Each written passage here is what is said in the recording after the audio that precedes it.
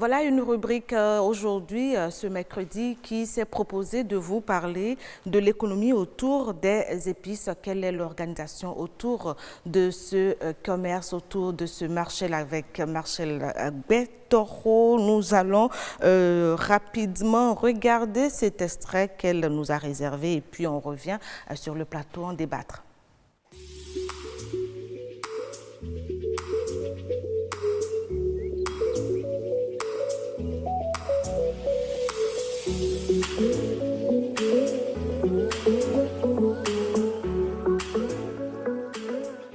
Je peux dire qu'aujourd'hui, la commercialisation des épices, c'est utile pour nous au Bénin, surtout les bonnes dames, les fonctionnaires, disons. Bon, c'est utile pour eux, puisque aujourd'hui, maintenant, tout le monde n'a pas le temps. Donc, vite fait, le produit est déjà conditionné, tu achètes et donc tu n'as plus de soucis à faire ta cuisine. À part les fonctionnaires, on a d'autres clients. Il n'y a pas seulement les fonctionnaires, il y a aussi les bonnes dames.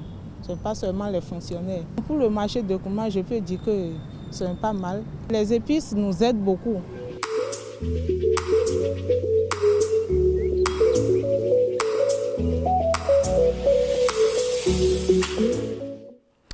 Ah oui, il y a de nombreuses épices, ça va du piment à l'ail, noix de muscade, gingembre, curcuma et bien d'autres, n'est-ce pas Marcel Betoro? Bonsoir à vous. Bonsoir Karamata Betoro. Alors, ce que je note juste, c'est que c'est la chaise qui est vide. On devrait avoir ce soir avec nous, et c'est vrai, je le dis, une invitée, une transformatrice d'épices, mais qui, à la dernière minute, a eu un empêchement. C'est aussi ça le métier. N'est-ce pas? Oui. Et comme le rendez-vous, il est un rendez-vous, on doit l'honorer. Nous sommes là pour expliquer un peu rapidement, parce qu'on avait commencé, c'était vous d'ailleurs, avec Annette Belot, si je ne me trompe pas, sur les épices, rapidement un peu la production des épices. Est-ce qu'on peut rappeler à ceux-là qui nous ont suivis et ceux qui nous ont manqué ce jour-là? Déjà, je vais dire bonsoir à nos chers amis téléspectateurs pour leur fidélité. Et comme vous l'avez dit, nous avons déjà eu un premier plateau sur les épices. Et il était question de parler beaucoup plus de la production des épices. Et à ce niveau, l'invité, c'était bien sûr Dame Dianotin Florentine, avec qui nous avons échangé. Elle nous a parlé surtout de la provenance des épices. Il faut retenir qu'au Bénin, nous n'avons pas encore cette culture bien développée au niveau des épices. Il n'y a pas que les épices, parce que c'est un ensemble. Il y a les épices, il y a les herbes aromatiques et il y a les huiles essentielles biologiques. Tout ça constitue une même, comment dirait-on? C'est dans la même catégorie. Voilà, même catégorie. Sorte. Et puis, au Bénin, nous n'avons pas encore développé la culture des épices. Mais néanmoins, il y a quelques-unes de ces épices. Par exemple, l'oignon, vous l'avez cité tout à l'heure, le piment, l'ail qui ne vient pas encore, mais qui nous vient un peu du nord. Les autres épices comme les poivres qui nous viennent du Niger, les cannelles et bien d'autres épices qui sont produites du moins dans des pays environnante. Et quand on finit de produire, il faut aujourd'hui, parce que le monde évolue à une vitesse grand V, ça va très vite, on produit aujourd'hui, c'est pour tout de suite transformer. Et comme l'a dit cette dame dans cet extrait, aujourd'hui, les femmes n'ont pas vraiment assez de temps, donc on le fait du tout prêt et pour la cuisine directement, oui, pour le mélange, d'où ces mélanges d'épices que nous constatons. Marcel Betoro. Justement, l'activité de transformation des épices aujourd'hui n'est plus à démontrer, parce que les épices, quoi qu'on dise, il n'y a pas ce plat que vous pouvez cuisiner aujourd'hui, il n'y a pas ce repas que vous pouvez cuisiner aujourd'hui sans quand même y mettre un peu d'épices. Donc, quoi qu'on dise, la commercialisation y est. Maintenant, c'est la transformation et c'est le marché d'écoulement, c'est l'approvisionnement, c'est tout ça qui pose peut-être un petit problème de réorganisation de l'activité. Est-ce que quand vous parlez de réorganisation, ça dit que vous vous entrevoyez en quelque sorte le marché des épices comme étant une filière? Est-ce que pourquoi pas? Vous pensez que les acteurs qui travaillent là-dedans peuvent se mettre et organiser pourquoi une pas? filière? Si aujourd'hui vous allez dans un supermarché, vous allez voir des étalages d'épices, vous allez dans un marché ordinaire, les épices, même les bonnes dames,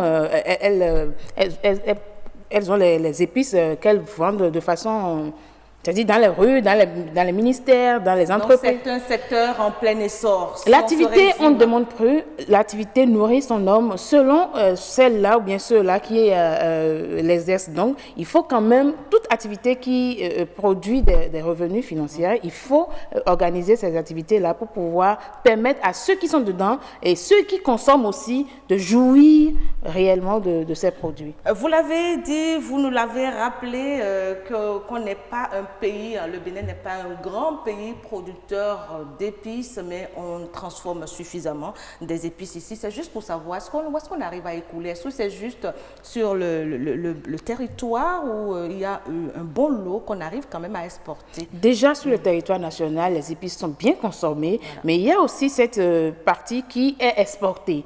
Et vous savez, pour exporter des produits, il faut quand même il faut des emballages, il faut, comment l'appelle-t-on, des normes, il faut des suivis. Et c'est peut-être ça qui manque un peu. Sinon, pour le marché d'exportation et le marché d'écoulement existe.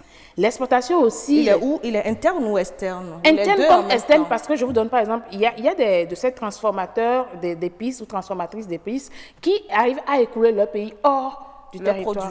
Leur produit. Parce que, par exemple, il y en a qui envoient ça au Gabon, qui envoient ça au Cameroun, même si ce n'est pas dans la sous-région, ils vont même jusqu'à aller dans des pays de l'Europe et tout ça. Donc, c'est quand même bien développé. L'exportation, on arrive aujourd'hui à exporter les épices transformées au Bénin.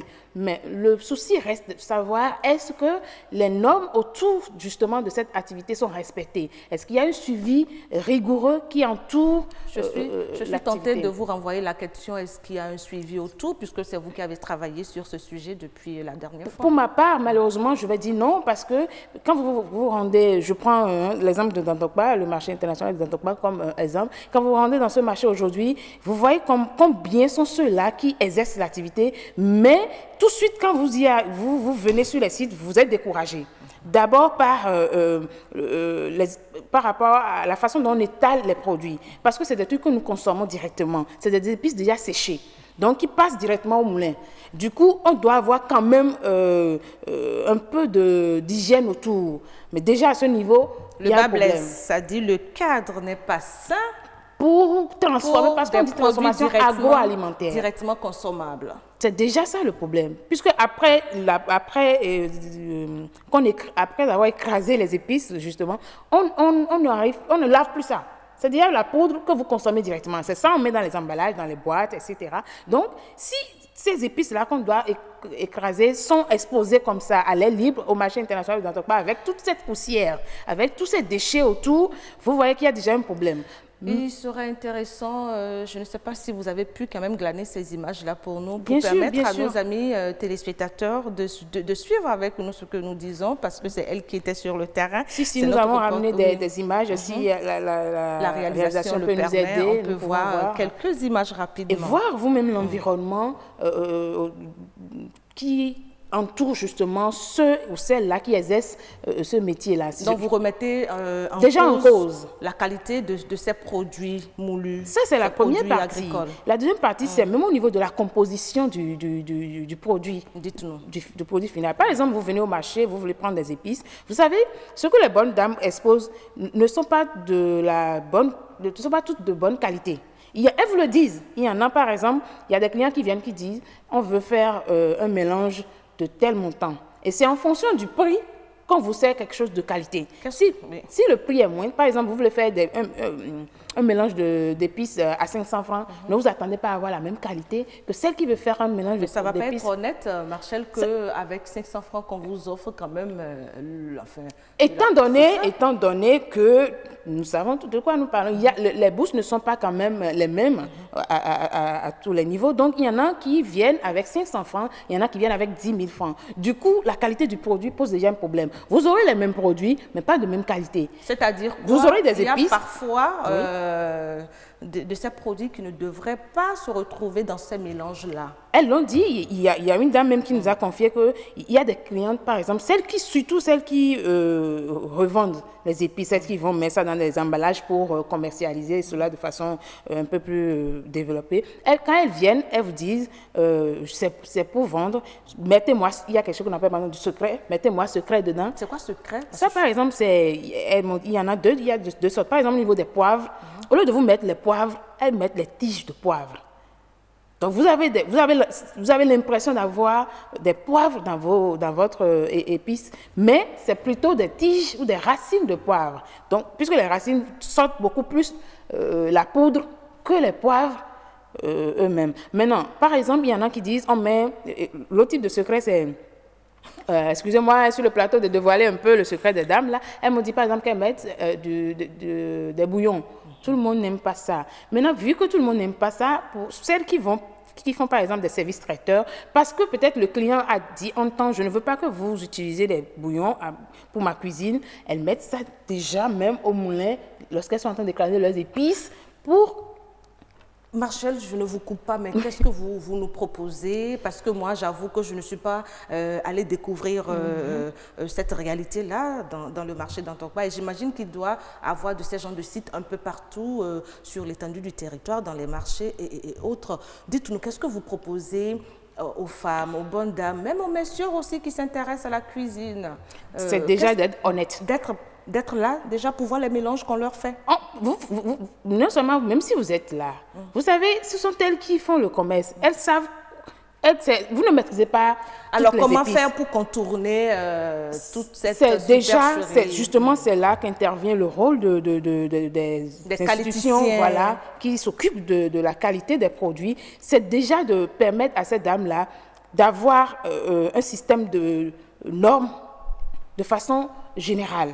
C'est-à-dire qu'on essaie de reconnaître déjà l'activité, de réorganiser un peu l'activité, surtout au niveau de la qualité du produit. Parce que le reste, on peut encore fermer les yeux. Qualité et hygiène. La qualité, on n'en parlera jamais assez, en tout cas, sur cette émission, sur BB24. Nous sommes là aussi pour appeler les gens à bien se comporter, parce que la santé n'a pas de prix, mais il paraît que la santé a un prix. J'ai appris ça tout à l'heure. Marcel Gattoro, en tout cas, merci beaucoup pour ces informations. Oui, vous auriez aimé quoi? Le temps, il est passé. Qu'est-ce que vous auriez aimé? J'aurais aimé quand même partager avec nos chers amis téléspectateurs. Faites très attention, parce que quand vous allez au marché, tout ce qu'on vous vend, attention, il faut veiller vraiment à la qualité du produit. Vigilance.